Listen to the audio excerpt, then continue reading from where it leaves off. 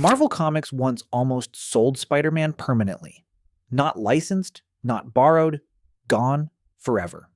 The company that created one of the most recognizable characters on Earth almost traded him away for basically nothing, and they were relieved to do it. To understand how Marvel ended up here, you need to understand what Marvel actually was in the early 1990s. It was not the cinematic empire you see today. It was a comic book company drowning in debt, bad decisions, and genuinely catastrophic management.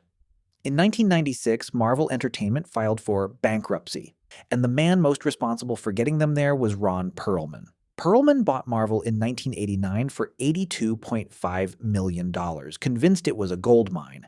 He was not entirely wrong, but he was wrong about almost everything else.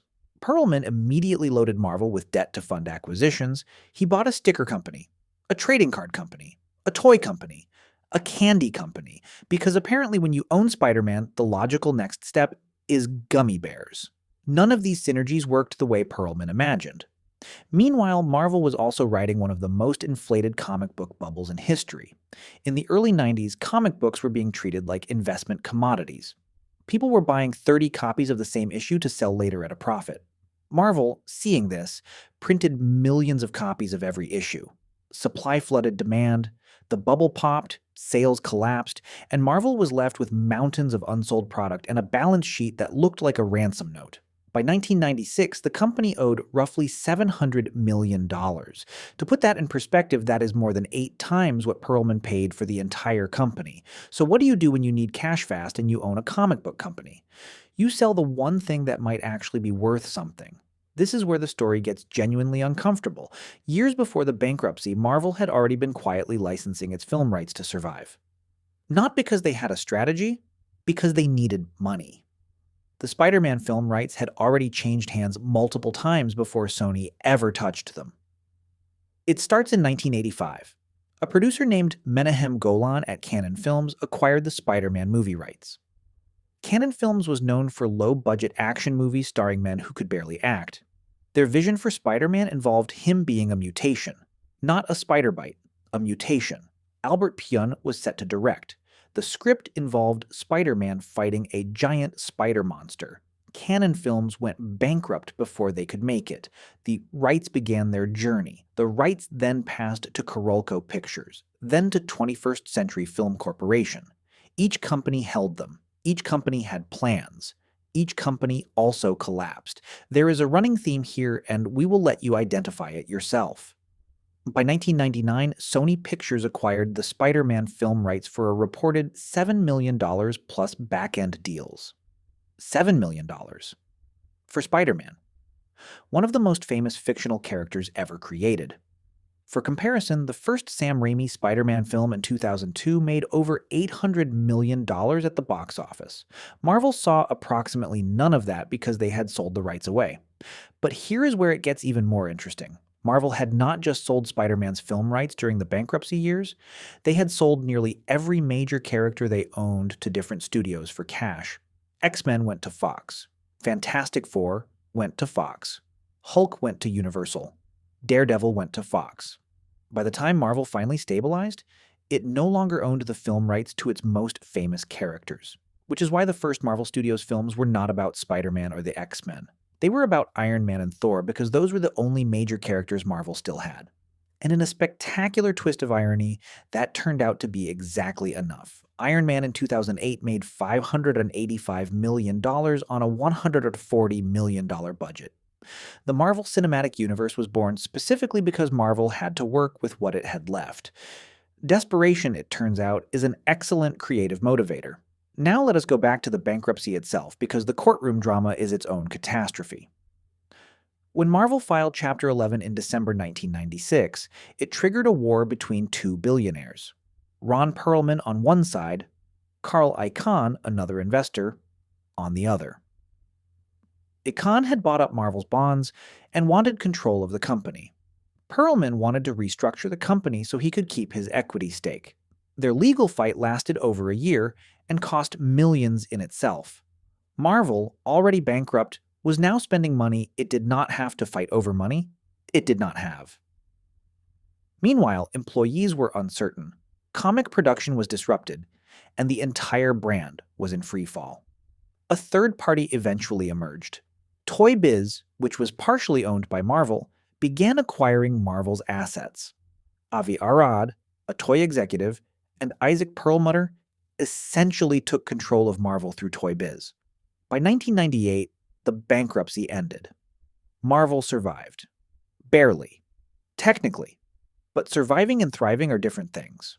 Marvel still had almost no film revenue. The characters it sold were now making hundreds of millions for other studios. The X-Men film in 2000 made $296 million.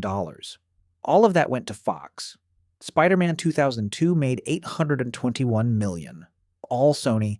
Marvel got licensing fees, small ones, like finding loose change between the couch cushions after your house burns down.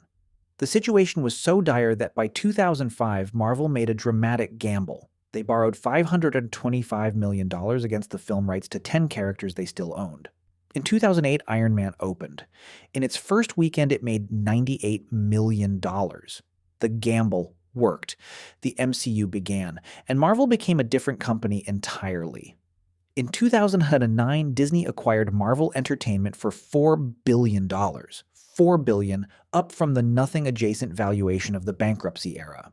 But Spider-Man was still at Sony, and Fox still had the X-Men. Fox would eventually let the Fantastic Four and X-Men rights revert back after Disney acquired Fox in 2019.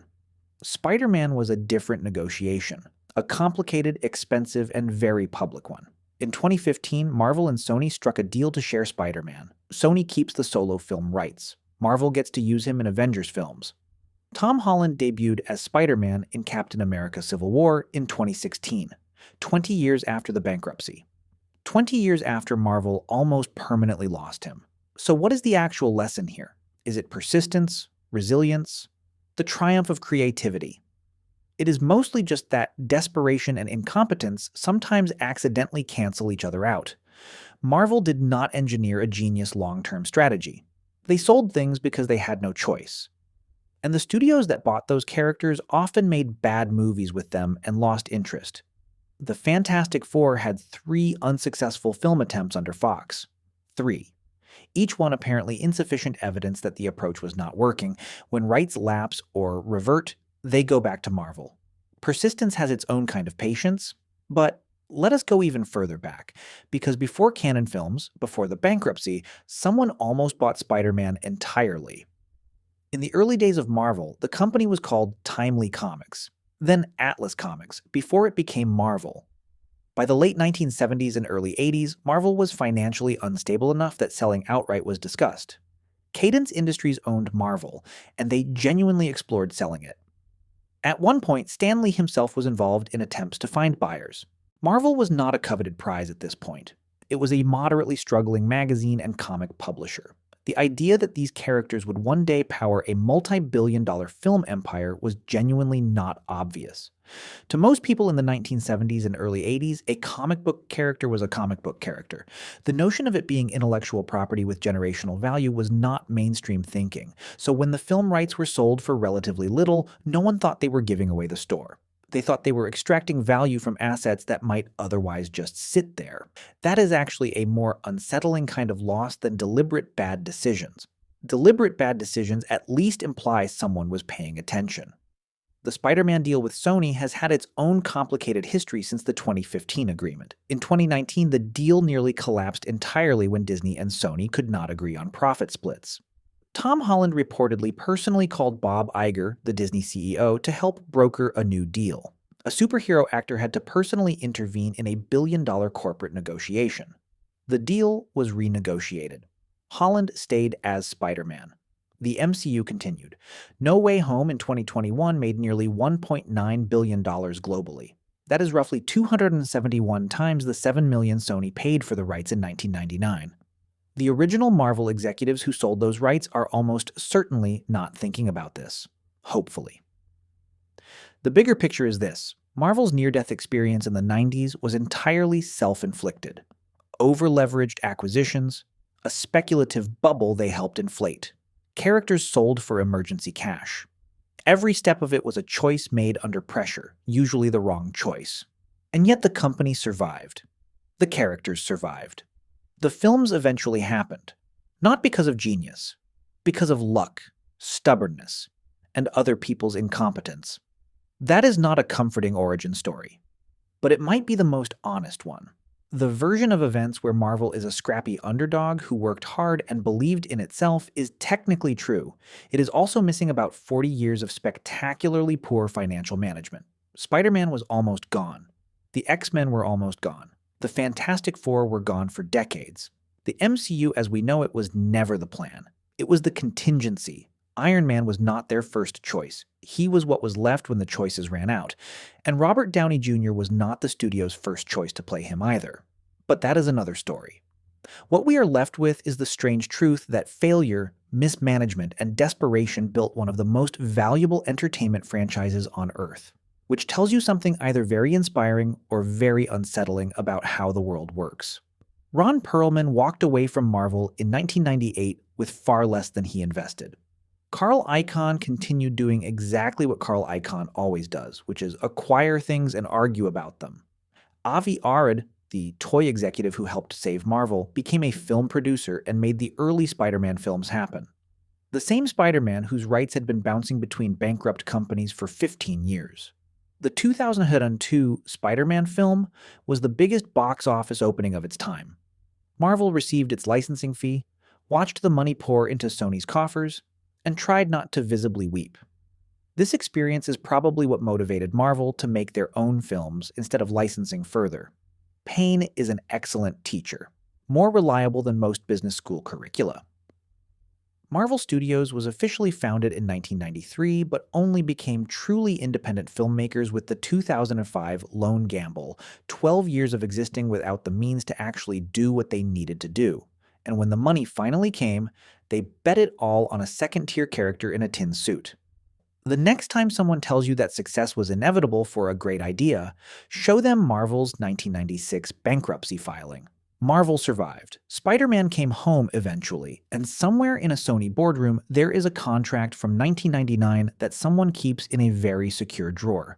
They probably do not open it very often. It would be hard to look at. And that is the story of how Marvel almost sold Spider-Man for pennies to pay rent.